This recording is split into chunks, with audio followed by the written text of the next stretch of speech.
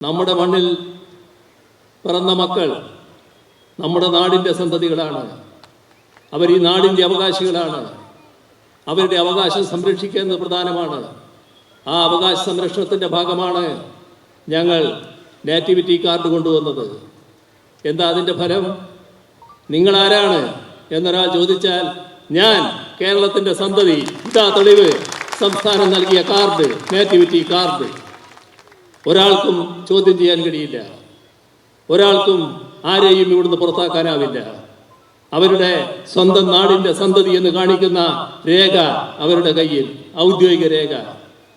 ഏതെങ്കിലും സംസ്ഥാനം അങ്ങനെ ഒരു നിലപാട് സ്വീകരിച്ചിട്ടുണ്ടോ? എന്താണ് LDF ഗവൺമെന്റ് അത്തരമൊരു നിലപാട് സ്വീകരിക്കാൻ കാരണം? നമ്മുടെ നാട്ടിൽ ഒരു വിഭാഗം ആശങ്കയിൽ കഴിയാൻ പാടില്ല. എല്ലാവരും സുരക്ഷിതത്തോടെ കഴിയണം. എല്ലാവരും ഈ നാടിൻ്റെ മക്കളെന്ന നിലയിൽ കഴിയണം.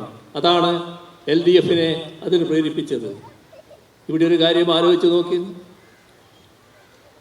നമ്മുടെ നാട്ടിലുള്ള ചില പാർട്ടികളുണ്ടല്ലോ, ഇപ്പോൾ കോൺഗ്രസ് ഇത്തരമൊരു നിലപാട് ഗവൺമെന്റ് സ്വീകരിച്ച് നാറ്റിവിറ്റി കാർഡിന്റെ തീരുമാനം വന്നപ്പോൾ അത് നന്നായി എന്നെങ്കിലും പറഞ്ഞു. ഇന്ത്യൻ യൂണിയൻ മുസ്ലിം ലീഗ് തിരക്കേടില്ല, സ്വാഗതം ചെയ്യാൻ തയ്യാറായോ?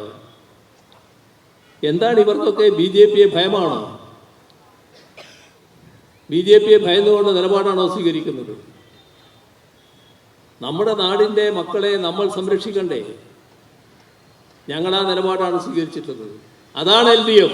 അവിടെയാണ് LDFന്റെ പ്രത്യേകത. LDF വേറിട്ട് നിൽക്കുന്നത് അവിടെയാണ്. ഇത്തരം കാര്യങ്ങളിൽ ഒരു വിട്ടുവീഴ്ചയുമില്ല. ജനങ്ങളോടൊപ്പം ചേർന്നുകൊണ്ടാണ് ഞങ്ങൾ മുന്നോട്ട് നീങ്ങിയിട്ടുള്ളത്. ഞങ്ങൾ തികഞ്ഞ ആത്മവിശ്വാസത്തോടെ തന്നെയാണ് ഈ തെരഞ്ഞെടുപ്പിനെയും നേരിടുന്നത്. കാരണം ജനങ്ങളെ ഞങ്ങൾ വിശ്വസിച്ചു, ജനങ്ങൾ ഞങ്ങളെ വിശ്വസിച്ചു. ഞങ്ങൾ ജനങ്ങളോടൊപ്പം ചേർന്ന് യാത്ര ചെയ്യുന്നു. ആ യാത്രയാണ് ഈ തെരഞ്ഞെടുപ്പിൽ എത്തി നിൽക്കുന്നത്. ഒരു സംശയവുമില്ല, വൻപിച്ച വിജയം കേരളത്തിൽ LDF നേടുമെന്ന കാര്യത്തിൽ.